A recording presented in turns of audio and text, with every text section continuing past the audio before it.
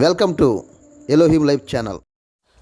యెషయా గ్రంథము 2వ అధ్యాయము 10వ వచనం నుంచి మనం లేఖనాన్ని ప్రారంభిస్తూ ఉన్నాము. ఇక్కడ మనము గత వర్తమానంలో ఆల్రెడీ 10వ వచనం మనం చదువుకుని ఉన్నాము. మరలా ఇప్పుడు ఎక్కడి నుంచి లేఖనాన్ని ప్రారంభిస్తున్నాము. అక్కడ చెప్పబడింది కదా, యెహోవా భీకర సన్నిధి నుండి, ఆయన ప్రభావ మహత్యం నుండి బండ బేటల్లోనికి దూరము, మంటిలో దాగి ఉండు అనే మాటలను మనం చూస్తున్నాం. ఈ మాటలు మనకి ఏం జ్ఞాపకం చేస్తున్నాయి? ప్రకటన గ్రంథంలో యేసు ప్రభు వారు ఈ భూమి మీదకి వచ్చినప్పుడు పరిస్థితి ఎలా ఉంటుందో ఆ పరిస్థితిని ఇక్కడ తెలియపరచడము జరిగింది. ఇక్కడ చెప్పిన మాట ఎవరు చెప్పబడింది? యెహోవా భీకర సన్నిధి. ఇక్కడ ఉపయోగించబడిన మాట ఏమిటిది? యెహోవా.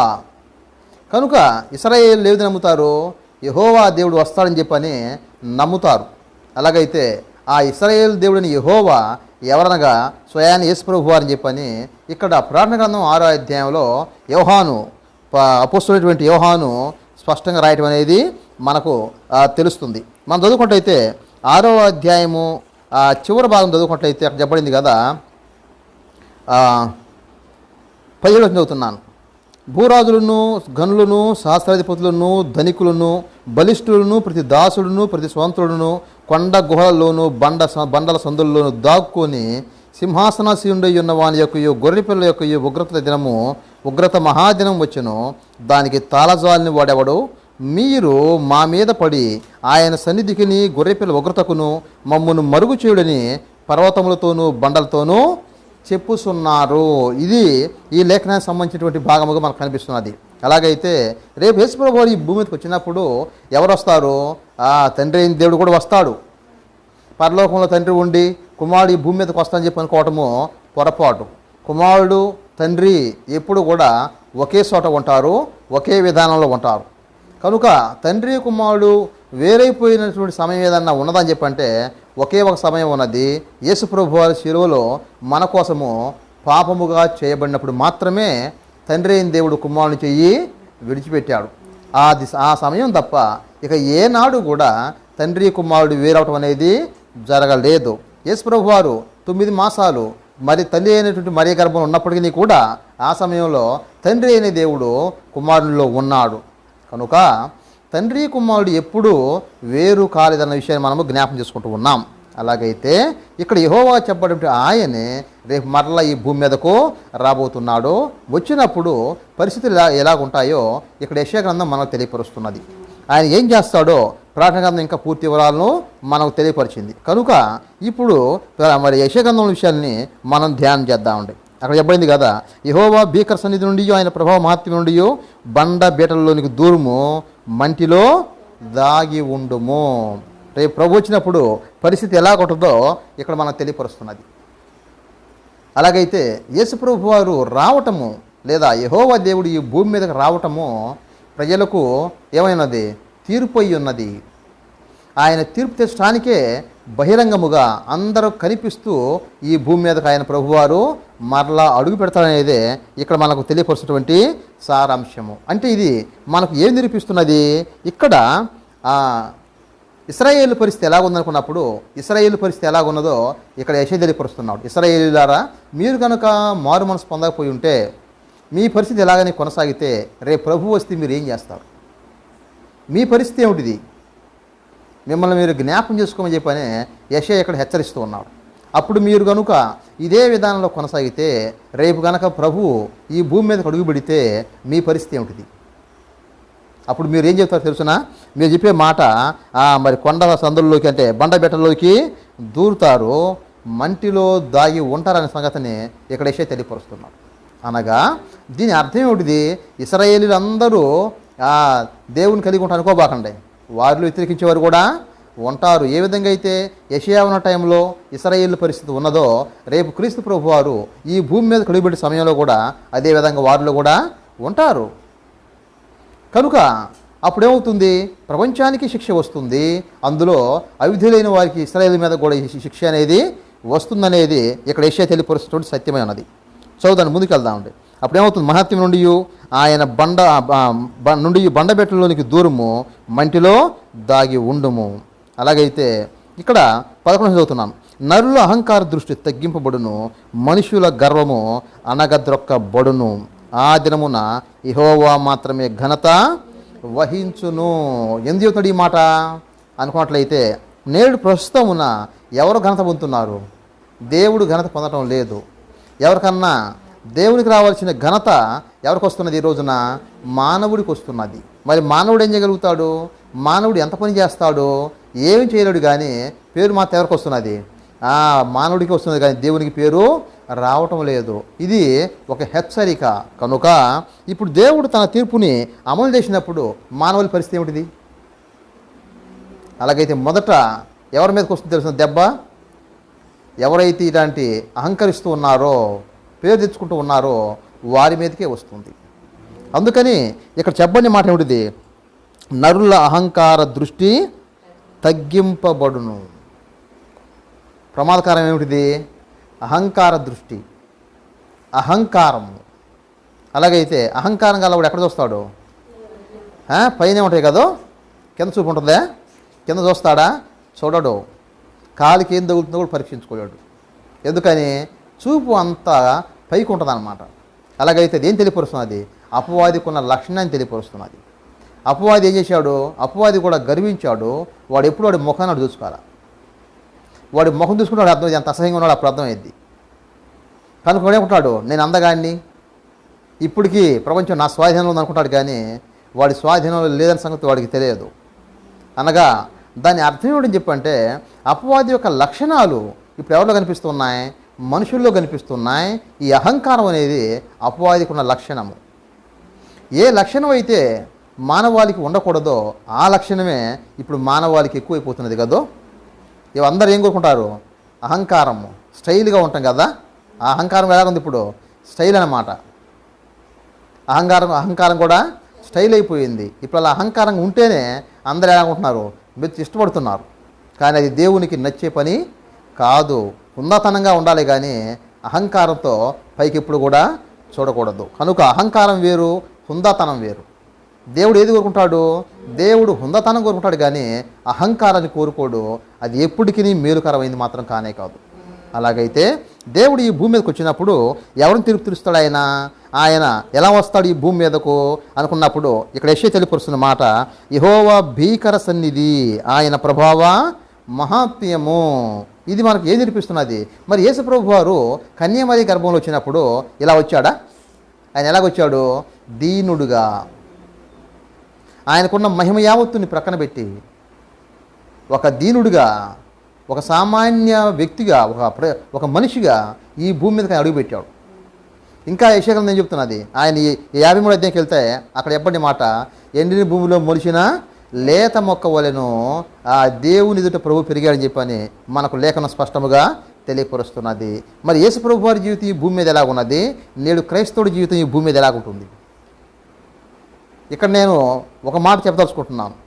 అహంకారం మాత్రం పనికిరాదు, హుందాతనం మాత్రం ఎప్పుడు మనకు ఉండాలి. యేసు ప్రభు ఎప్పుడు అహంకరించాల. అహంకారం అనేది ఆయనలో మనం చూడలేము, కానీ ఏమున్నది? ఆయనలో హుందాతనం ఉన్నది. ఆయన నజరేతు వాడైన యెరూషలేములో ఉన్న ప్రధాన యాజకులు లేనటువంటి హుందాతనము యేసు ప్రభువుకు ఉన్నది. కానీ ప్రధాన యాజకులు ఏమున్నది? అహంకారం ఉన్నది, గర్వి స్వభావం ఉన్నది. కానీ యేసు ప్రభువులో ఏమున్నది? దీనత్వం ఉన్నది. కనుక హుందాతనం అనేది మంచి పద్ధతే, కానీ గర్వించడం అనేది మంచి పద్ధతి కాదు.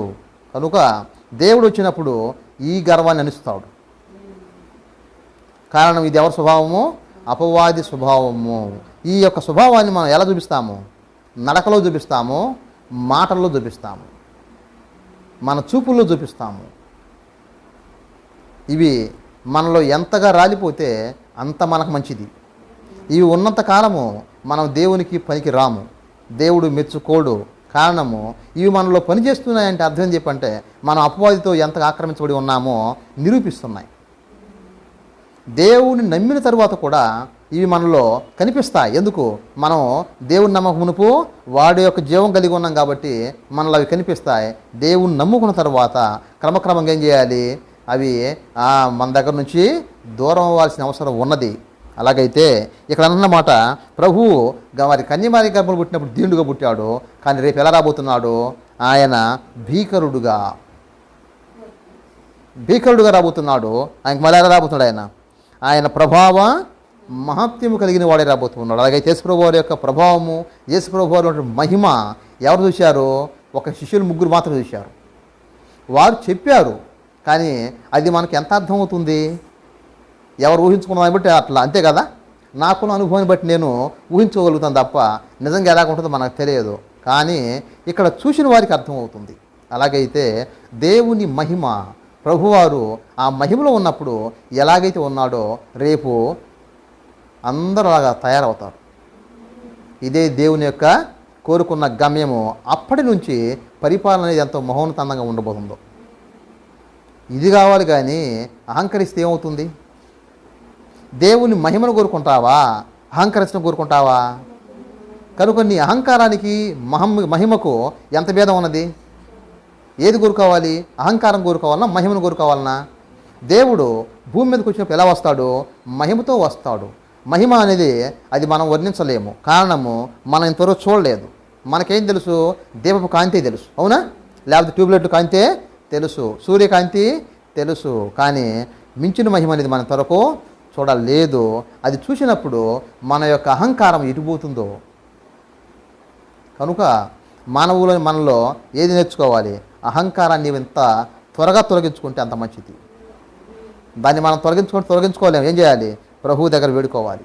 ప్రభువా, నాలో ఉన్నటువంటి అహంకారానికి సంబంధించిన ఏదైనా సరే అంతమొందించమని అడగాలి. అది మాటల్లో, చూపుల్లో, నడకలో ఎక్కడైనా సరే అహంకారం తప్పకుండా కనిపిస్తుంటుంది. ఇందులో అహంకారం కనిపించడంలో డబ్బున్నవాడని లేడు, పేదవాడని లేడు. ప్రతి ఒక్కరిలో అహంకారం అనేది నిలువెత్తును కనిపిస్తుంది. ఎంతమంది జీవితాల్లో అహంకారంతో ఉంటా నేను చూస్తున్నాను. కనుక ఈ ప్రమాదాన్ని మనం గుర్తించకపోతే రేపు మనం కూడా ఏమవుతాము? అవమానం పాలవుతాము. అక్కడ చెప్పని మాట ఏమిటిది? చూద్దాం. అక్కడ చెప్పని మాట, యెహోవా భీకర సన్నిధి నుండి, ఆయన ప్రభావ మహత్యము నుండి ఏం చేయాలి? ఇప్పుడు బండబెట్లలోనికి దూరుము, ఆ మంటిలో దాగి యుండుము. ఎందుకని? మనం ఎంత గర్వపడ్డామో ఆ మహిమ చూసిన తర్వాత అంత సిగ్గుపడతాము, ఆయన ముందు నిలవలేకపోతాము. అలాగైతే దేవుడిని ఎవరు ప్రేమిస్తాడు? దేవుడు దీనులను ప్రేమిస్తాడు, వారి పట్ల కనికరం చూపిస్తాడు. అహంకార దృష్టిని ఆయన అసహ్యించుకుంటాడు. అహంకార దృష్టి ఉండమని చెప్పేది అపవాది, దీనుడు ఉండమని చెప్పనేది దేవుడు. కనుక ఎవరిది జనం దేనికి ఇష్టపడతారు? అహంకారానికి ఇష్టపడతారు, కానీ దీనత్వానికి ఇష్టపడరు. రేపు అందరూ తగ్గించబడతారు. అందుకని చెప్పండి మాట, ఎందుకు నువ్వు బండబెట్లు దూరాలయ్యా? మహిమ ముందు నిలబడలేవు కాబట్టి. ఆ మహిమ ముందు నిలబడలేవు, ఆ ప్రభావం ముందు నిలబడలేవు. కారణము మహిమా ప్రభావాలు అంత గొప్పవి, అహంకారము అంత చెడ్డది. ఈ రెండింటికి అసలు పొంతన ఉండదు. అలాగైతే అహంకారం అనేదాన్ని ఎంత తొందరగా ప్రభు దయ వల్ల అది దూరం అవటం మనకంత శ్రేయస్కరము. ప్రభుకి ఎంతో స్తోత్రాలు. ముందుకు వెళ్దాం. ఇక మంటిలో దాగి ఉండము. అప్పుడేమవుతుంది? 11వ వచనము, నరుల అహంకార దృష్టి తగ్గింపబడును, మనుషుల గర్వము అనగద్రొక్కబడును. ఎప్పుడు జరుగుతుంది ఈ పని? 1000 ఏళ్ల పాలన జరిగేది ఇదే. 1000 ఏళ్ల పాలన జరుగుతుంది. అది 1000 ఏళ్ల పాలన ఏం పాలన? అది ఇనపదండ పాలన. ఇనపదండముతో ఏలుదురని మనం ప్రకటన గ్రంథం చూస్తాము. అంత మాత్రం కాదు, కీర్తన గ్రంథం 2వ కీర్తన కూడా ఇనపదండం గురించి మనం స్పష్టముగా తెలియపరుస్తుంది. అక్కడ చెప్పబడింది కదా, కుమ్మరి వాని కుండను పగలగొట్టినట్లు పగలగొట్టబడతాని చెప్పనే పదం మనకు చూస్తాము. అలాగైతే ఆ పరిపాలన ఏం పరిపాలన? ఇనపదండంతో ఉండిపోయే పరిపాలన అన్నది. అలాగైతే ఎవరైతే అహంకరిస్తారో వారు ఏం చేయబడతారు? అనగద్రొక్కబడతారు. అలాగైతే దేవుని రాజ్యంలో దేనికి చోటు లేదు? అహంకారానికి చోటు లేదు, గర్వానికి తావు లేదు. నేను గర్వంతోనే బ్రతుకుతానని చెప్పి అనుకుంటే రియాల ఎంత గర్వపడతావో రేపు అంత సిగ్గుపడతావు. అంటావు కదా, ఏమంటావు? ఇప్పుడు మంటిలో దాక్కుంటాను. ఇప్పుడు మంటి ఇది గర్వపడేవాడు మంటి ఇది ఒప్పుకుంటాడు ఒంటికి. కనుక రేపు మంటిలో దూరతావు. ఏడబోయింది అహంకారం? ప్రభు మహాత్మ్యం ముందు నిలబడలేకపోయింది. కనుక ఇక్కడ అందుకనే దేవుడు ఎక్కువగా ఇష్టపడింది అహంకారం. అహంకారం నుంచి తిరుగుబాటు పుట్టకొచ్చి తెలుసా? దేవుడు తిరుగుబాటు రమ్మంటే రాదు, అహంకారం నుంచి తిరుగుబాటు ఎక్కువ పుట్టకొస్తుంది. అందుకని అహంకరించడము ఎంత ప్రమాదకరమో మనం నేర్చుకోవాల్సిన అవసరత ఉన్నది. అందుకు చెప్పబడింది, నరుల అహంకార దృష్టి తగ్గింపబడును, మనుషుల గర్వము అనగద్రొక్కబడును, ఆ దినమున యెహోవా మాత్రమే ఘనత వహించును. మీరు ఎప్పుడైనా రోమా ప్రభుత్వంలో ఉన్నటువంటి రాజులు మాట్లాడే మాటలు మీరు చూసారా? అప్పుడప్పుడు కొన్ని ఫిల్ములు చూపిస్తూ ఉంటారు. వాడి మాటలే ఎంత అహంకారంతో ఉంటాయో. నేను దేవుణ్ణి అంత అహంకారంతో ఉంటాయి అన్నమాట. దేవుడే దేవుడే చేస్తే వీళ్ళ మాట ఎలాగ ఉంటాయి? అహంకారంతో కూడుకున్న మాటలై ఉంటాయి. రోమా ప్రభుత్వం రాజుల్లో ఆ లక్షణం చూడవచ్చు. కొన్ని సంఘటనలో మనం చూస్తే ఈ వాళ్ళ గ్లాడియేటర్లు జరుగుతూ ఉంటాయి. గ్లాడియేటర్ అంటే అంటారు తెలుసు కదా, మల్లయోధులు. వాటిని చూపిస్తున్న రాజుల మాట ఎలా ఉంటాయని చెప్పి ఎంత గర్వంగా ఉంటాయి అనేది. కనుక అక్కడ ఉన్న వాళ్ళందరూ ఎలా ఉంటారు? గర్వంగానే ఉంటారు. రేపు వాళ్ళందరూ ఏమవుతారు తెలుసున? మట్టిలో ఉంటారు, పోయి మట్టిలో దాక్కోవాల్సిన పరిస్థితి. చూడండి, మనుషుల అహంకారము తగ్గించబడును, మనుషుల గర్వము అనగదొక్కబడును, ఆ దినమున యెహోవా మాత్రమే ఘనత వహించును. ఆయన గర్వపడతాడు ఉందే? ఆయన గర్వపడడు. గర్వానికి ఆయన అసలు దగ్గర చోటు లేదు. గర్వము ఆయన సంబంధించింది కాదు. ఆయన సంబంధించింది ఏమిటిది? ఘనత, ప్రభావము. అర్థమవుతున్నాయా? ఈ పదాలు కానీ మనకు అర్థమైతే అసలు మనం ఎక్కడ ఉన్నామో ఎక్కడ ఉండకూడదో సులభంగా అర్థమైద్ది. ఘనతకు అహంకారానికి పొంతం లేదు. ఘనత, అహంకారము ఈ రెండు కూడా భిన్న ధృవాలు. మనకేమనుకుంటా ఉంటాము, సాధారణంగా ఏం చెప్పంటే డబ్బు మనిషికి రాగానే ఏమైపోద్ది? పైసూపు వస్తుంది. అవును కదా? సాధారణ జరిగే పనే. అంటే ఏం అర్థం వస్తున్నది? డబ్బులో ఏమున్నది? డబ్బులో అహంకారం ఉన్నది. ధనములో అహంకారం ఉన్నది, కానీ దేవునిలో ఉన్నది దీనత్వము ఉన్నది, కానీ మహిమ ఉన్నది. ఇంకేమున్నది? ఘనత ఉన్నది. కనుక ఇక్కడ మహిమ ఘనత అనేది దేవుడికున్న కోరిక ఏం తెలుసునా? మనకు కూడా ఇవ్వాలని ఆయన తపన. అందుకని మనకు రోమపత్రిక 3వ అధ్యాయము 23వ వచనం చెప్పబడింది కదా. ఏమని చెప్పబడింది? ఏలయనక అందరూ పాపం ఏ భేదము లేదు, అందరిని పాపం చేసి దేవుడు అనుగ్రహించడం అర్థం ఏంటిది? ఇవ్వటం కాదు. దేవుడు అనుగ్రహించడం చెప్పంటే ఇవ్వటం. దేవుడు అనుగ్రహించు మహిమను పొందలేకపోతున్నారు. అక్కడ ఎందుకు మహిమ పొందలేకపోతున్నావయ్యా? దేనికి? పాపం చేయటం వలన.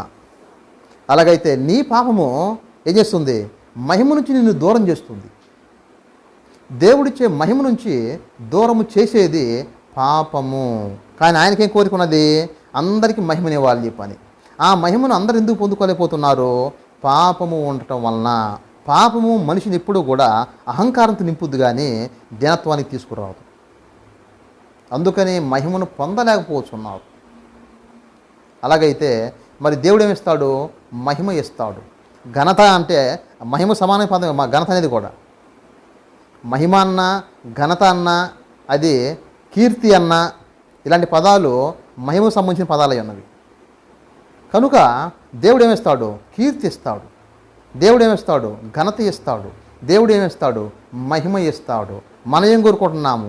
అహంకారం కోరుకుంటున్నాము. ఎక్కడ పొంతనా? కనుక నీకు ఏదైనా ఓ 2 వస్తువులు కోరుకుంటే ఏం కోరుకోవాలి? అహంకారమైన కోరుకోవాలి, లేదా మహిమన్న కోరుకోవాలి. ఇక్కడ మన విషయం జ్ఞాపకం పెట్టుకోవాలి. ఏమిటో విషయం చెప్పంటే, మహిమ రావటానికి ముందు దీనత్వం వస్తుంది. డైరెక్ట్గా మహిమగా రాదు. మహిమకు ముందు ఏమొస్తుంది? దీనత్వం వస్తుంది. అలాగైతే నాశనానికి ముందేమొస్తుంది? గర్వము వస్తుంది. అలాగైతే ఈ గర్వం అంటే అహంకారమే కదా. అహంకారం అన్న గర్వం ఒకటే కదా.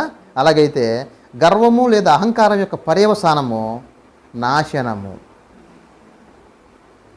అలాగైతే దీనత్వం యొక్క పర్యవసానము మహిమ. అందుకని మనం ఇప్పుడు ఏది కోరుకోవాలనుకున్నప్పుడు ఈ భూమి మీద ఎంత దీనుడుగా ఉంటావో వారు ఏమవుతారు? వారు మహిమను పొందుకుంటారు. అందుకనే మనకు లోకస్వార్తలో మరియా ఆమె ఆనందంతో పొంగిపోయిన పలికిన పదం ఏం చెప్పంటే ఆయన గర్విష్ఠులను అనగదొక్కుతా అని చెప్పబడింది. దీనులకు ఆయన సింహాసనాన్ని ఇస్తాడని చెప్పని ఆమె పరిశుద్ధాత్మ ప్రేరేపించబడింది ఆ పదాలు పలుకుతున్నది. కనుక దేవుడు అసహించుకునేది ఏమిటిది? గర్వము, అంటే అహంకారము. కానీ దేవుడు గర్వపడతాడా? గర్వం ఆయన సంబంధించింది కాదు. మరి ఏమిటిది? మహిమ. అందుకని చూడండి, అసలు ఉపయోగించే పదము దేవుడు గర్వపడతాను చెప్పాలా, ఆయన ఏం పొందుకుంటాను చెప్పబడింది. ఆ దినమున యెహోవా మాత్రమే ఘనత వహించును. ఏం వహిస్తాడు ఆయన?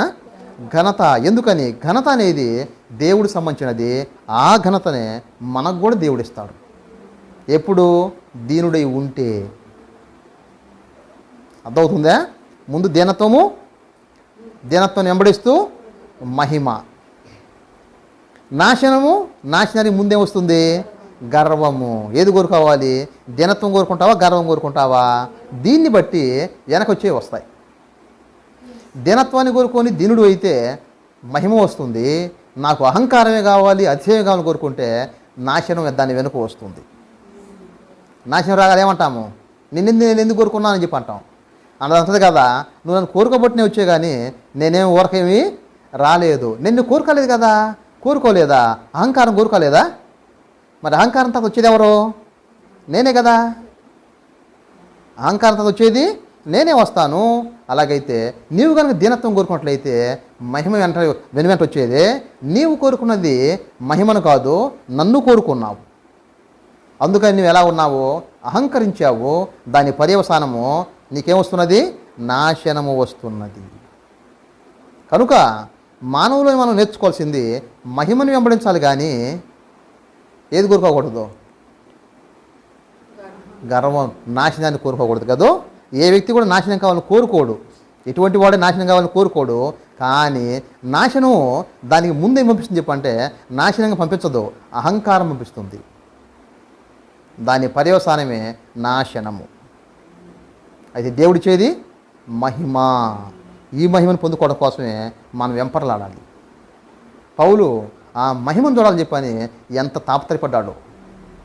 అందుకు అన్నాడు కదా, ఈరోజు మనం పొందుకునే శ్రమ రేపు మనం పొందుకుపోయే మహిమ ముందు ఈనాడు మనం పొందుకునే శ్రమ ఏ మూలకు రాదని చెప్పన్నాడు.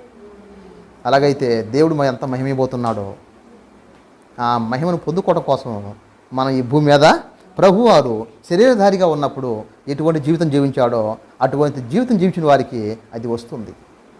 దురదృష్ట శాస్త్రం చెప్పంటే ఈ రోజున అటువంటి బోధ రావటం లేదు. ఆ బోధ చేసేవారు కూడా కరువు అయిపోయారు. ఏం బోధలు వస్తున్నాయి? దీవెన. నువ్వు ప్రభు దగ్గరకు వచ్చావా, అయ్యి వస్తాయి దీవెన తప్ప నీవు దీనుడు కావాలని బోధ ఎవరు కూడా చేయటం లేదు. కానీ దీనత్వము మన తరువాత మహిమకు కారణమవుతుంది.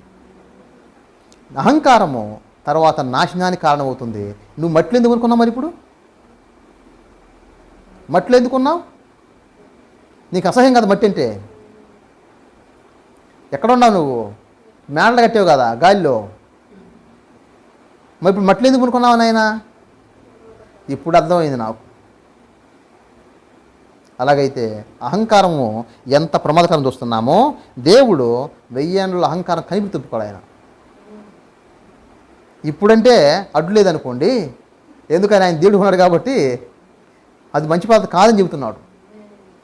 రేపు చెప్పటం ఉండదు, ఏముంటుంది? ఇనపదానంతో కొట్టడమే ఉంటుంది. ప్రభుకి ఎంతో స్తోత్రాలు. రైట్, చూద్దాం. ఇక మనుషులుగా అందకబడును ఆ దినమున యెహోవా మాత్రమే ఘనత వహించును. ఎంత భేదం ఉన్నదో ఘనతకను అహంకారానికి ఎంత భేదం ఉన్నదో మనం గమనించుదాం గాక. ముందుకెళ్దామండి. 12వ వచనము. అహంకార అతిశయము గల ప్రతిదానికిని ఔన్నత్యము గల ప్రతిదానికిని విమర్శించు దినమొకటి సైన్యములకు అధిపతి యెహోవా నియమించి ఉన్నాడు. దేనికోసం నియమించాడు ఆయన? అహంకార అతిశయము గల ప్రతిదానికి. అహంకార అతిశయము గల ప్రతిదానికి. అన్ని కొన్నిటికా? ప్రతిదానికి. ఏదైతే అహంకరిస్తుందో అతిశయిస్తుందో అన్నిటికీ వస్తుందని చెప్పన్నాడు. ఆ లిస్టు మొత్తం మన తర్వాత వస్తుంది. అహంకారంగా ఏముంటాయో, చెట్లలో అహంకారం కలిగినవి ఏమున్నాయో అర్థమవుతున్నాయా? వస్తువుల్లో అహంకారం కలిగినవి ఏమున్నాయో మనుషులలో అహంకారం కలిగిన ఏ ఉన్నాయో, దేన్ని బట్టి ఈరోజు మనుషులు అహంకరిస్తూ ఉన్నారో అన్నీ అంతమంది చూడబోతున్నాయి. అలాగైతే ఈరోజు జనానికి అహంకారం ఏది? అమెరికా. ఏముంది అమెరికా? నాకు అర్థం కాదు. ఇక్కడ నేల అక్కడ కూడా ఉండేది, ఇక్కడేమో మట్టి, అక్కడేమో బంగారం ఏమి ఉండదు, అక్కడ అంతా ఒక నేలే. కానీ ఏది అతిశయం? అమెరికా. అది వాళ్ళకి అతిశయం. మరి రేపు అతిశయం అది మిగలదేక. అమెరికా అంటే ఏమైద్ది? అమెరికా అంటే అమెరికాని గొప్పగా చెప్పుకోవా? చెప్పుకోవడానికి అంత గర్వించేదగ్గ విషయం ఉన్నది. అలాగైతే ఇలా మనుష్యుడు దేని యందు అతిశయించాలో తెలియటం లేదు. అతిశయించకూడని వాటి మీద అతిశయిస్తున్నాడు. డబ్బుంటే అతిశయము.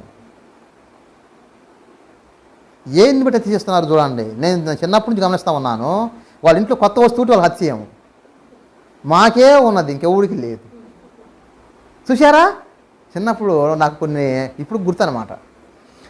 వాళ్ళ ఇంట్లో రేడియో ఉండేది, వీళ్ళింట్లో ఉండేది టీవీ ఉండేది. అప్పుడు ఏడు పడతారు, ఆడే ఇంట్లో రేడియో ఉంది, మా ఇంట్లో ఉంది టీవీ ఉంది. అందరు టీవీలు వేరు, మా టీవీ వేరు. ఎందుకని? అందరు టీవీలు ఓపెన్గా ఉంటాయి, కానీ మా టీవీని మూత వేసుకోవచ్చు తలుపులాగా. దాని డోర్ వేయచ్చు, తలుపు తాళం వేయచ్చు. అది అహంకారం, అతిశయం. ఇంకెవరేమన్నారు? వాళ్ళ ఇంట్లో బ్లాక్ అండ్ వైట్, అది తలుపులు ఉన్నా కానీ బ్లాక్ అండ్ వైట్. మరి మా ఇంట్లో ఏం టీవీ? Colour TV. ఇప్పుడే అతిశయం. ఇప్పుడు ఏమైంది? ఇప్పుడు కలర్ ఏముంది? ఇప్పుడు ఎల్ఈ ఏంటంటే రకరకాల పేర్లు నాకు అర్థం కావట్లేదు. ఏది ఎల్సిడి ఎల్ఈడి ఏంటంటే నాకు అర్థం కదా అవన్నీ. కనుక ఇప్పుడు ఏంటంటివి? అతిశయం కదా. అతిశయం కాకుండా చెప్పమంటారు? చెప్పమండి. కాదు సార్, మాకు అవసరం కోసం తెచ్చుకున్నామండి అనేవాళ్ళని చెప్పానండి. మాకు అవసరం ఉంది కాబట్టి ఎల్ఈడి కొనుక్కున్నామని చెప్పానండి. దేనికి కొంటున్నారు? అతిశయము. వాళ్ళ ఇంట్లో ఉంది, మన ఇంట్లో మన ప్రిస్టేజ్ తక్కువ, వాడికంటే మన ఇందులో తక్కువ. అంతేనా? కనుక వాడు ఆ గదంతా ఎల్సిడి బిగిస్తే అంతా వేయాలి, ఇల్లా ఎల్సిడి బిగించు. అలాగైతే అతిశయానికి ఈరోజు అందరూ ఏం చేస్తున్నారు తెలుసున్నా? పరిగెత్తున్నారు. జనం కూడా దాన్ని ఆసరా తీసుకున్నారు. వ్యాపారవేత్తలు నీకు వల విసురుతున్నారు అన్నమాట. కనుక అతిశయం అనేది ఎంత ప్రమాదకరం మనం చూస్తూ ఉన్నాము. చెప్పబడింది కదా అక్కడ, అహంకారం అతిశయము గల ప్రతిదానికి, ఔన్నత్యము గల ప్రతిదానికి విమర్శించు ధ్యానం. అంటే అర్థం ఏమిటిది? విమర్శించడం చెప్పంటే జడ్జిమెంట్, తీర్పు. ఏమన్నా ఎందుకు అతిశయపడ్డా? మా ఇంట్లో బైక్ ఉంది, ఎవరు బైక్ నడపాల? మొట్టమొదటి మా ఇంట్లో, మా ఊరిలో బైక్ ఉన్న ఒక ఏకైక వ్యక్తి ఎవరని చెప్పంటే నేనే. అది అతిశయమా? అతిశయం కాదు, అనర్థము. నువ్వు అతిశయించవలసిన వాడిని అతిశయించాలి. కనుక మానవుడికి అతిశయించేది దేవుడిలో తప్ప ఇంకెక్కడ అతిశయించకూడదు. నువ్వు అతిశయపడాదలుచుకుంటే ఏమైనా అతిశయపడాలి? నేను దేవుడిని నమ్ముకున్నాను, అతిశయపడు. దేవుడు నాకు కలిగి ఉన్నాడని అతిశయపడు. దేవుడు నాతో ఉన్నాడని అతిశయపడు. దీన్ని తప్ప ఏ అతిశయపడకూడదు. ప్రభువుకి ఎంతో స్తోత్రాలు. అందుకని ఆయన తెలుసునా, ఎవరైతే ఈ విధంగా గర్వపడుతూ ఉంటారో, అహంకరిస్తూ ఉంటారో, వారికి ఏ నిర్ణయించాడు? ఒకరోజు నిర్ణయించాడు కదా. ఒకరోజు నిర్ణయించాడు. ఆ రోజున ఏమవుతారు? విమర్శలకు వస్తే ఎందుకు ఇచ్చిపడ్డావురా? నోట మాట రాధిక. అయ్యా, అది అతిశయించే పనులా? అతిశయానికి కారణాలా? అప్పుడు అంటారు, దేవా నీ విలువ తెలియక మేము అతిశయపడ్డాము. అలాగైతే అందుకనే దేవుడు ప్రతి దానికి ఒక రోజు నిర్ణయించిన సంగతి మర్చిపోకూడదు. విర్ర వీగినందుకు రోజు ఉంటుంది, అతిశయపడ్డందుకు రోజు ఉంటుంది, దీనత్వానికి కూడా రోజు ఉంటుంది. అవునా? అలాగైతే దేవుడు ప్రతిదానికి ఒక రోజు అనే దాన్ని నిర్ణయించాడు. ఆ రోజు వచ్చినప్పుడు ఎవరు ఎలాంటి వారు మొత్తం బయటకు వస్తారు. అప్పుడు దాగలుగుతారా? నేను దాగని ప్రయత్నించి దాగుతుందా? దాగదు. అందుకని దేవుడే నియమించుకున్న ఒక రోజుని. కనుక ఇది ఎంత ప్రమాదకరమైన పరిస్థితులు మనం ఉన్నామో మనకు జ్ఞాపకం చేసుకోవాల్సిన అవసరం ఉంది. అలాగైతే ఎవరిని విమర్శించి వదిలేస్తాడా? సార్ వీళ్ళు డబ్బు ఉన్నాయనండి బాగా, ఆయన విచారిస్తారు, వదిలేయండి సార్. అవన్నీ కుదరవు. ఒకసారి నేను రేపల్లో అంటే ఫ్రెండ్ ఉంటే వెళ్ళాను అనమాట. అతను కానిస్టేబుల్ అయితే నేను కూడా పక్కన వెళ్ళాను, చూద్దాం చెప్పాను. ఒక అతను రోడ్డు చీరులు తాగుతూ వస్తున్నాడు. ఇవాడు కానిస్టేబుల్ పట్టుకోవాలి కదా, పట్టుకున్నాడు. ఫైన్ కట్టమని చెప్పన్నాడు. ఆయన ఎవరు తెలుసున్నా, నేను ఎవరైనా కొట్టున్నావు అని చెప్పన్నాడు. ఎవరవి? నేను లాయర్ని. ఇవేం అర్థం కాదు ఇంకా. అన్నాడు కదా, సార్ లాయర్ అయ్యింది, ఆ పని చేయడం మంచిదేనా? మాకు మీరు చెప్పాల్సిన వాళ్ళు అవన్నీ కుదరవాయా, తర్వాత చూస్తున్నాం ఫోన్ చెప్పారు పోయాడు. అలాగైతే ఇది ఏం కనిపిస్తున్నది? ఈ రోజున అతిశయమే ఎక్కువ పనిచేస్తున్నది. అది దేని సాటు దాగి ఉన్నది? అధికారం మాటున అతిశయం దాగి ఉన్నది. అవును కదా? అధికారం మాటున అతిశయం దాగి ఉన్నది. కనుక ఎక్కడెక్కడ అతిశయం దాగి ఉన్నదో మనం గుర్తించకపోతే ఎంత ప్రమాదం పడతాము. విమర్శ దినం వస్తే ఆ రోజు ఎవరు తప్పిస్తారు? నీ అధికారం కూడా తప్పించలేదు. ప్రభుకి ఎంతో స్తోత్రం. ముందుకెళ్దామండి. ఇప్పుడు వేటికి అతిశయం ఉన్నదో, ఏం కాబోతున్నాయో మనం చూద్దామండి. విమర్శించి దినం ఒకటి, సైన్యులకు అధిపతి యెహోవా నియమించి ఉన్నాడు, ఆయన నియమించకపోతే ఏమవుతుంది? ఇక ఎవరో మహిమ గలవారు బయటకు వస్తారా? రారు. అందుకని ఆయన నియమించేది. చూడండి, అవి అనగద్రొక్కబడును. 13 వచ్చింది చదువుతున్నాను. ఔన్నత్యము కలిగి అతిశయించు లెబనోను దేవదారు వృక్షములన్నిటికిని, భాషాను సింధూర వృక్షములన్నిటికిని. ఇప్పుడు ఇందులో లిస్ట్ ఏది వచ్చింది? చెట్లు లిస్ట్ వచ్చిందన్నమాట.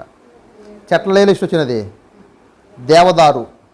చెట్లలో శ్రేష్టం చెట్టు ఏదని చెప్పంటే దేవదారు. అవును కదా? ఇళ్ళకి ఏం వాడతారు? ఇవాళ మనకు దేవదారు కర్ర చూడలేదు ఇంతవరకు. తెలుసు, దేవదారు కర్ర ఇళ్ళకి వాడతారు. ఎందుకని? సొలొమోను దేవాలయానికి వాడిన కర్ర అంతా దేవదారు. కానీ ఇవాళ మనకు దేవదారు తెలియదు. ఎవరన్నా చూపించినా అది ఒరిజినల్ దేవదారు కాదని చెప్పంటారు. అవునా? టేకే చోట్ల మనం ఒరిజినల్ ఒక మాట చెప్పుకుంటే. అలాగైతే దేవదారు అనేది ఎంత శ్రేష్టమైందో, మరి ఇప్పుడు దేవదారు ఎలాగ ఉంటుంది? సన్నగా పై పెరిగిద్ది. అర్థమైందా? నిటారుగా ఏ వంకర లేకుండా ఎలా ఉంటుంది అది? నీ చూస్తే నీ కళ్ళు తలకొట్టు కట్టుకుంటూ చూస్తే తలకొట్టు కింద పడాల్సిందే. అట్లా ఎత్తుగా పెరిగిద్ది అన్నమాట, వంపులు లేకుండా. ఏ చెట్టు అయినా ఎలా ఉంటుంది? ఇటు వంకటమో. కానీ దేవదారు వంగదు, నిటారుగా ఉంటుంది. మరి అది అతిశయం కదా? అవును కదా? ఎంత అతిశయంగా ఉంటుందో. అంటుంది కదా, నువ్వు ఇంటికి పనికి వస్తావా? నిన్నెవరిని ఇల్లు బిగిస్తారా? కానీ నన్ను ఇంటికి వాడుకుంటారు. అలాగైతే ఇప్పుడు ఎవరికి తీర్పు? అహంకారం కలిగిన వారికి తీర్పు. అందులో ఎవరి పేరు ముందు వచ్చింది? దేవదారు వృక్షములు, తర్వాత భాషాను సింధూర వృక్షములు. ఇవి అతిశయానికి గుర్తులు అన్నమాట. అలాగైతే ఎవరు చూపిస్తున్నది? ఎవరు ఈ యొక్క మనం జ్ఞాపించుకుంటే ఎవరు ఈ భాష? దేవదారు ఎవరో, సింధూరం వృక్షం ఎవరో? చెట్లు కాదు ఇక్కడ మనం చూడాల్సింది. చెట్లను ప్రతిబింబిస్తున్నటువంటి వెనుక ఉన్న వ్యక్తులు మనం చూడాలి. అర్థమవుతుందా?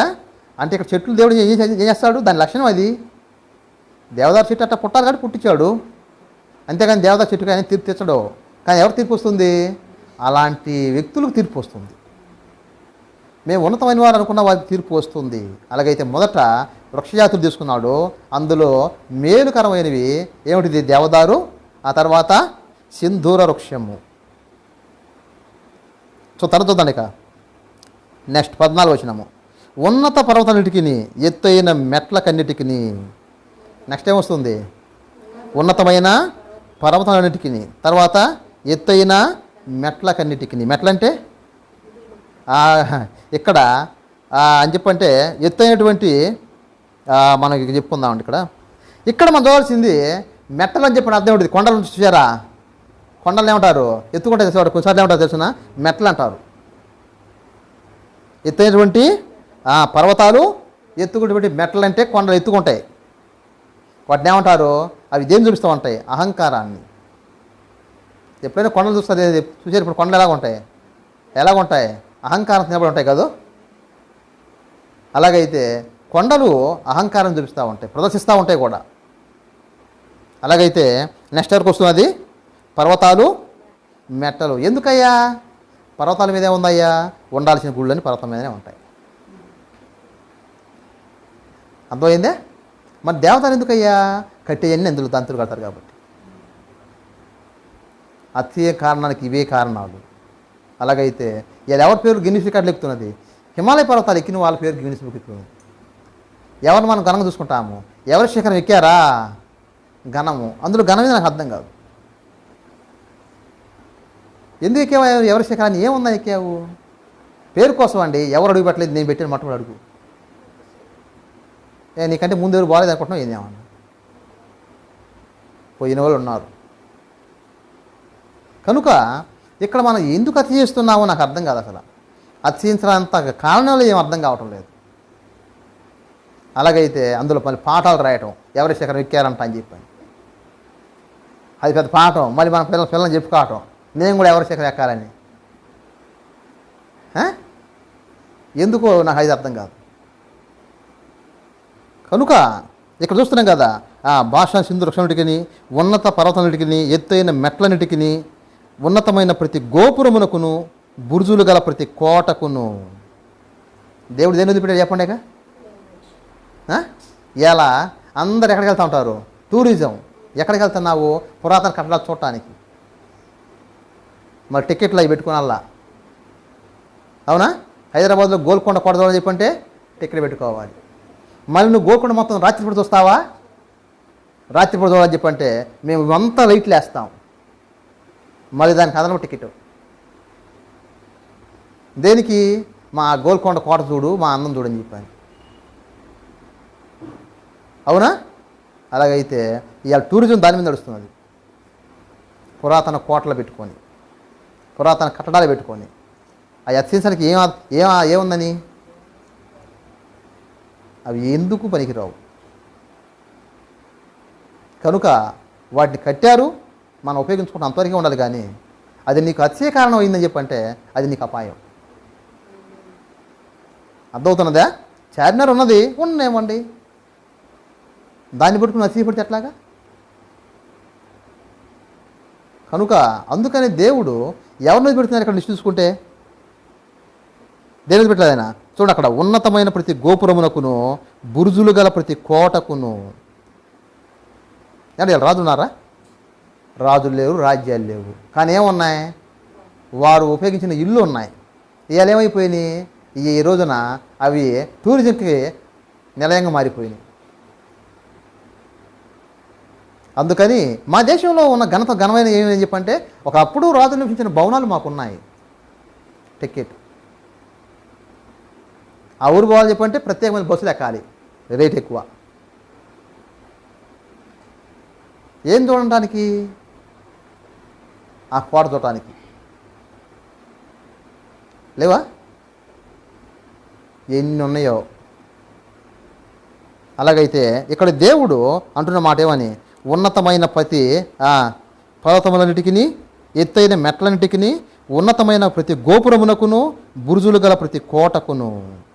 ఇక్కడ మనం ఒక విషయాన్ని జ్ఞాపకం చేసుకోవాల్సిన అవసరం ఉన్నది. దేనికి వస్తుంది ఇక్కడ? ఉన్నతమైన ప్రతి గోపురము. గోపురం అని చెప్పంటే గుడి ముందు ఉండేది. గోపురం ఎక్కడ ఉంది? గుడి ముందు గోపురం ఉంటుంది. తీర్పు రాబోతున్నది.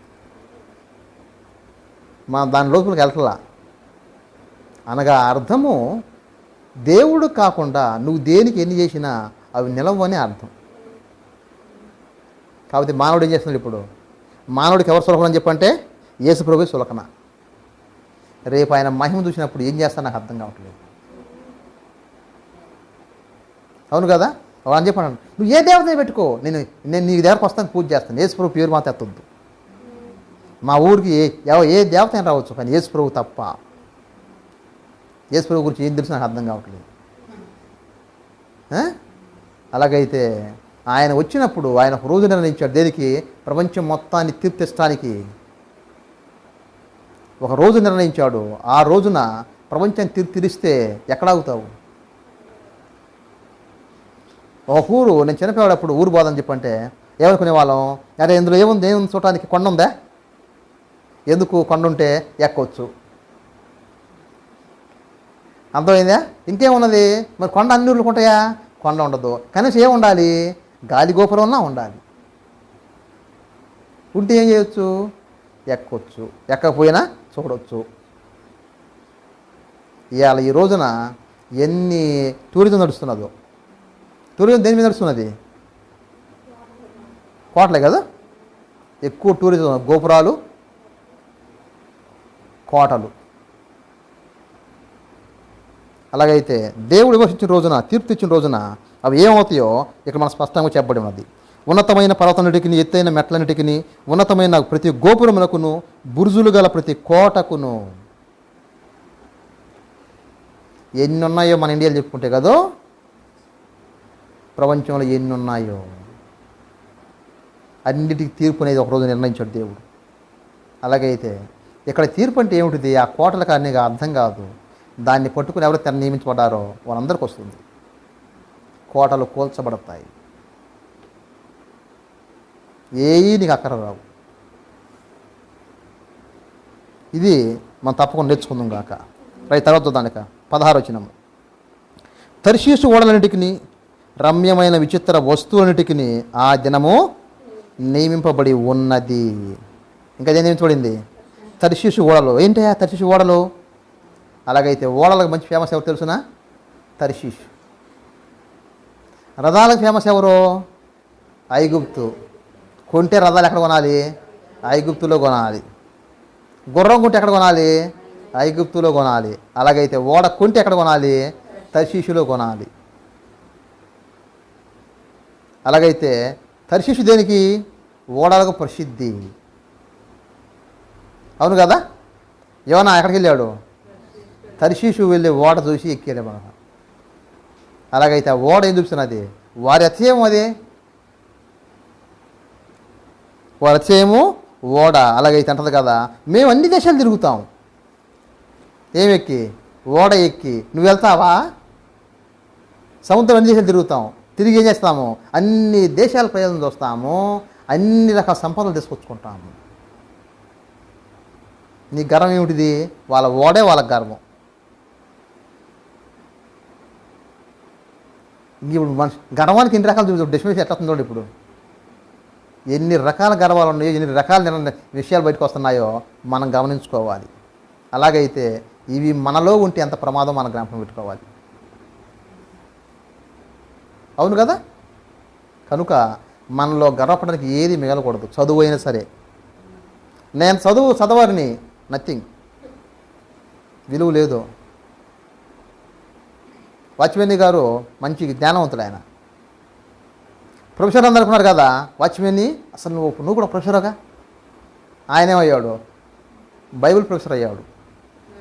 ఆయన అన్నారు కదా, వాచ్మెన్ని నువ్వేంటి ఇంత పిచ్చి పని చేసావు? బైబిల్ని పట్టుకున్నావు ఏమిటి వాచ్మెన్ని? నువ్వు ఎక్కడున్నా అనుకుంటున్నా? అసలు ఎక్కడో ప్రొఫెసర్ ఉన్నా అనుకుంటున్నావు మేము. నువ్వు ఎక్కడున్నావు? బైబిల్ పట్టుకొని ఇది బజార్లో తిరుగుతున్నావు. వాళ్ళకేం తెలుసు? అవును కదా? వాచ్మెన్ గారు తెలుసు. ఇక బజార్లో బైబిల్ పట్టు తిరిగిన వాడు రేపు మహిమలో ఉంటాడు సంగతి వాచ్మెన్ గారికి తెలుసు. ఇవాళ అతిశయపడ్డ వారందరికీ ఏం తెలుసు? రేపు మంటిపోతున్న సంగతి వారికి తెలుసా అని చెప్పి తెలియదు. కనుక ఈరోజు మనం అతిశయపడటానికి ఏది మిగలకూడదు. అందుకని లిస్ట్ మొత్తం బయటకు వచ్చింది కదా. లిస్ట్ మొత్తం బయటకు వచ్చింది. ఏమిటిది? చెట్లు, కట్టడాలు, రవాణా సాధనాలు. సరే బైకుల పేర్లు చెప్పండి. బైకుల పేర్లు: స్ప్లెండర్, సుజుకి సామురాయ్. ఇది బైకుల పేర్లు కూడా. అందుకని ఇప్పుడు ఒకటి ఆ బైక్ ఉంటే ఈ బైక్ కొనాలి. ఏవి మహిమో నాకు అర్థం కావట్లేదు. అలాగైతే ఎందులో అతిశయపడాలి, ఎందులో అతిశయపడకూడదు నేర్చుకోవాల్సిన అవసరం ఉన్నది. అవన్నీ వాడుకునే వస్తువులు, కానీ దాన్ని బట్టి అతిశయపడితే అంతకంటే దౌర్భాగ్య పరిస్థితి ఇంకోటి లేదు. దీన్ని ఆసరాగా తీసుకొని కోట్ల వ్యాపారం జరుగుతున్నది. ఎంత ఏమంటున్నారు ఇప్పుడు? ఒక వస్తువును వాడామా, సెకండ్ హ్యాండ్లు అమ్మామా, మళ్ళీ ఇంకొక వస్తువు కొనుక్కున్నామా. దేనికిరా? స్టైల్. ఓల్డ్ అయిపోయిందయా. ఏం ఓల్డ్ అయిపోయింది? టీవీఎస్ ఓల్డ్ అయిపోయింది. అంతేనా? బైక్ ఓల్డ్ అయిపోయింది. అందుకని ఇప్పుడు ఏమొస్తాను, ఇప్పుడు టైర్లు చూడండి, టైర్లు బైక్ చూస్తే పీసు లాగా ఉంటుంది, దాని టైర్ చూస్తే చిన్నప్పుడు చూసిన టైర్ బండి లాగా ఉంటుంది కదా, దాని బైకులు చూస్తే దాని టైర్లు ఎలాగా ఉంటున్నాయి, ఇక టైర్ బండి ఎంత అంతే, దాని బ్రేక్ ఎంత ఉన్నాయి, ఊసరలాగా ఉన్నాయి. అందం లేదు సందం లేదు. ఫ్యాషన్ రేట్ ఎంత, కొనుక్కుంటావా? ఓ బ్రహ్మాండంగా. దేనికిరా, ఎందుకు బైక్ ఎందుకు? ఏదో ఊరు పోవడం కోసం కదా. ఇందులో మరి ఈ స్టైల్ ఎందుకు? అతిశయము. చూసావా నేను అట్లాంటి బైక్ కొన్నాను. కనుక ఇక్కడ మనుషులు దేనికి అతిశయపడాలో తెలియటంలా. అవన్నీ వాడుకోవటం వలన నశించిపోయే వస్తువులు. కనుక మనం ఏం చేయాలి? లోకంతో పాటు పరిగెత్తకూడదు. లోకం పోతుంది, మనం పోతే ఇంక పరిగెత్తి మా లోకానికి మనకు తేడా ఎక్కడ వస్తుంది? లోకం ఉంటుంది కదా, ఎప్పుడు పాత బైకేనా? ఏదో టీవీ ఒక యాడ్ వచ్చి చిన్న టీవీ ఈ మధ్యకాలం లేవని ఒక యాడ్ వస్తున్నప్పుడు ఏం యాడని చెప్పంటే చెప్పిన యాడ్ కూడా చాలా నవ్వు వచ్చింది నాకు. ఏం చెప్పంటే ఒకడు చేతులు అన్నమాట, సబ్బుతో చేతులు 10 నిమిషాలు కడుక్కోవాలి, 2 శుభ్రం కడుక్కోవాలని చెప్పాను. అంటే కదా, బంటి నువ్వే అనుకున్నా నీ సబ్బు కొట్టి సులువేనా అని చెప్పాను. అంటే అర్థం ఏమిటిది?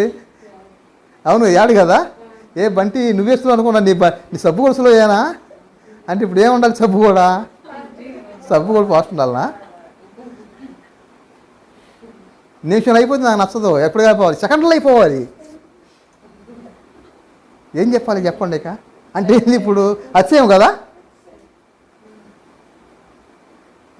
ఎన్నిట్లో అతిశయం ఉంది చెప్పమంటారు? అన్నిట్లో అతిశయం ఉంది. అవునా? ఒక పాత ఏంటి ఇప్పుడు ఆశ్చర్య కట్టుకుంటున్న పాత మోడల్ స్టైల్ మారింది. ఎన్ని చెప్పమంటారు? స్పెడసలో ఎన్ని స్టైల్స్ రాలేదు. ఎక్కడ స్టైల్ రామని చెప్పండి. అవన్నీ దేనికి? కళ్ళద్దం పెట్టుకుని ఎందుకు పెట్టుకోవాలి? కళ్ళద్దాలు కళ్ళు ఆపట్లేదుగా పెట్టుకోవాలి. ఇక కళ్ళద్దం ఎందుకు పెట్టుకుంటున్నావు? ఫ్యాషన్. అందుకని అన్నిటికీ అతిశయాలే. అతిశయం మాటనే ఉన్నది, నాశనం ఉన్నది. అతిశయం పేరు అడ్డు పెట్టుకొని వ్యాపారం, కోట్ల వ్యాపారం జరుగుతున్నది. నీళ్ళు గ్లాసులో తాగితే ఏమున్నది? దేంట్లో తాగాలి? ప్లాస్టిక్ బాటిల్లో తాగాలి. అది ఫ్యాషన్. థమ్సప్ ఏంటి తాగాలి? బాటిల్ అయితే ఏమున్నది? టిన్నుల్లో తాగాలి. టిన్నులు తాగిన ఆ థమ్సప్పే, బాటిల్ తాగిన ఆ థమ్సప్పే, సీసాలో తాగిన ఆ థమ్సప్పే. అర్థమవుతున్నదా? ఇప్పుడు చేయాలి? ఇప్పుడు టిన్నులు వేస్తే మళ్ళీ డబ్బులు ఎక్కువ. ఏం అది ఆ థమ్సప్పే. టిన్నులు ఎందుకురా? స్టైల్. ఎందుకని? స్టైల్ నొక్కొచ్చు, స్టైల్ కదా, మూత అట్ట పైకి లాగొచ్చు, స్టైల్ పైకి వస్తుంది, తాగొచ్చు. వ్యాపారం కదా. అందుకే దేవుడు ప్రతిదానికి ఒక రోజు నిర్ణయించి పెట్టాడు. దేన్ని వదలడు ఆయన. నువ్వు దేన్ని బట్టి అతిశయపడ్డావో, దేన్ని బట్టి గర్వపడ్డావో, వాటన్నిటి దేవుడు తీర్పులోకి తెచ్చిన రోజున మనం మంట్లు దక్కోదు వచ్చింది. అప్పుడు ఏం చేస్తావు? అతిశయం ఎక్కడ దాచుకుంటావు? ఎక్కడ ఆగిపోతాము? ఇప్పుడే దీనిలో అయితే తర్వాత మహిమ వస్తుంది. ఇది మనము గమనించుకుందామండి. అందుకన్నాడు కదా, తర్షీషు ఓడలన్నిటికీ. ఎందుకై తర్షీషు ఓడలు? అన్ని రకాల, ఏ దేశంలో ప్రపంచంలో ఎక్కడున్నా అవన్నీ ఓడలు తీసుకుంటాం. మేం చేస్తాము? ఓడలు తెచ్చుకుంటాము. ఇలా మనుషులు చూడండి, యూట్యూబ్లో చూడండి ఏమొస్తాయి. చూశారు ఎప్పుడన్నా ఇంత ఓడను? మీరు ఎప్పుడన్నా చూసారా? ఎందుకో? అవును కదా. ఎన్ని అంతస్తులు చేసి ఈ ఓడ మంచిదేని ప్రయాణ సాధన వాడుకుంటే తప్ప అంటలా, కానీ దాన్ని బట్టి అతిశయపడకూడదు. అతిశయపడ టైటానిక్ పరిస్థితి అయిపోయింది. నెట్ట నీళ్ళు మునిగిపోయింది. వాళ్ళు పెట్టిన పేరు, దాని పేరేం పేరు? Water proof. అంటే ఏమిటిది? ఎలాంటి నీళ్ళు వేస్తే దీన్ని ఏం చేయలేవు. అందుకని ఏం అక్కర్లేదు దీనికి ఏమక్కర్లేదు తెలుసునా? సేఫ్ బోట్లు అవసరంలా. రక్షణగా ఉండేటువంటి చిన్న చిన్న పడవలో దీనికి అక్కర్లేదన్నారు, స్పీడ్ పెంచారు, ఒక్కటే దెబ్బ ఐస్బర్గ్ గుద్దింది.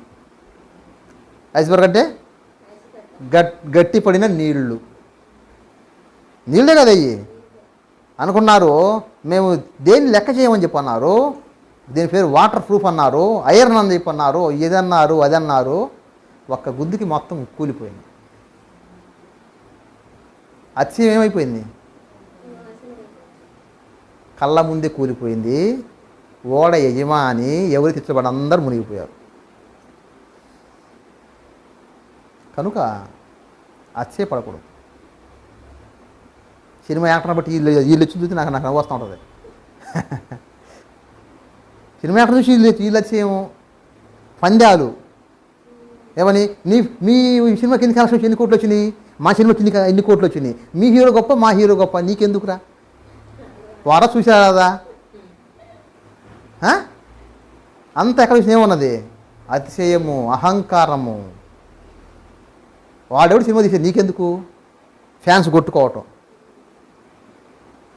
ఇప్పుడు బ్యానర్ బెదిరినాయి కదా, ఆడెంత బ్యానర్ పెడితే నేను ఇంత పెద్ద పెద్ద బ్యానర్ పెట్టాలి. ఎందుకు? ఎచ్చులు.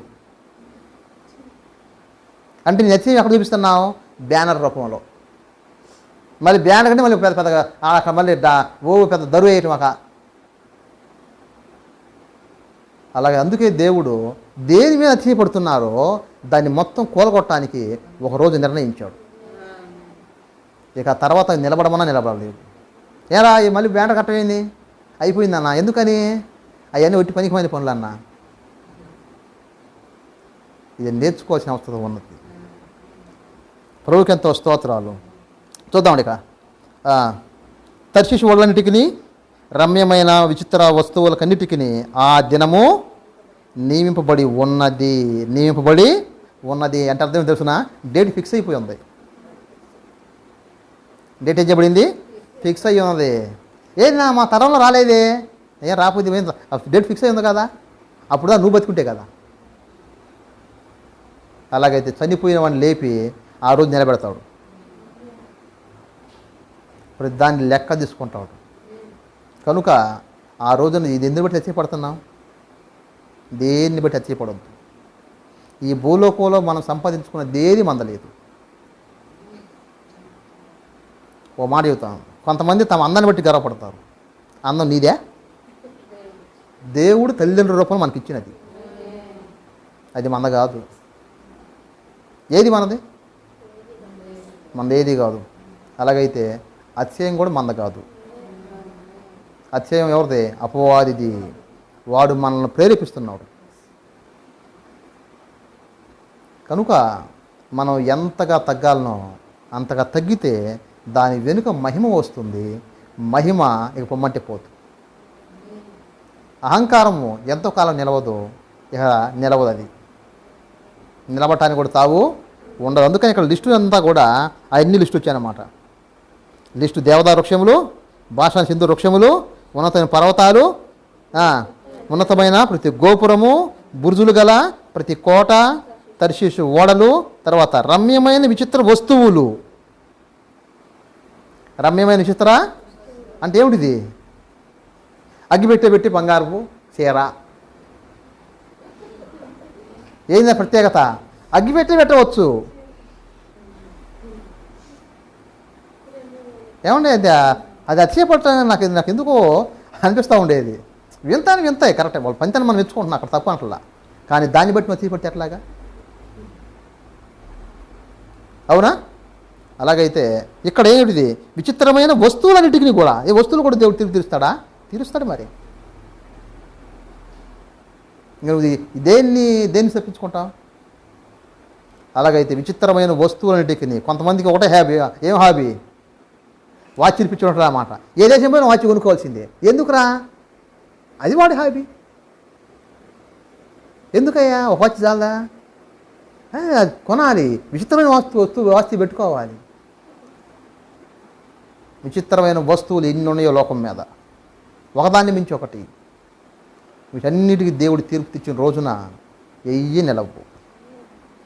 ప్రతిదీ అంతమొందించబడతాయి. దేవుని మహిమ మాత్రమే మిగులుతుంది. మహిమకు వేరుగా ఇక ఏది భూమి మీద నిలబడదు. మనం మాట చెప్పుకుంటే ప్రకృతి కంటే అందమైందని చెప్పండి, ప్రకృతి కంటే విచిత్రమని చెప్పండి. ఎవరు చూస్తారు ప్రకృతిని? అంత టైం మాకు లేదన్నా. ప్రకృతి చూసే టైం మాకు లేదు. మరి ఏది టైం ఉంది? సెల్ ఫోన్లు చూసుకుంటా అన్నీ కావాల్సినవి. అంతే కదా.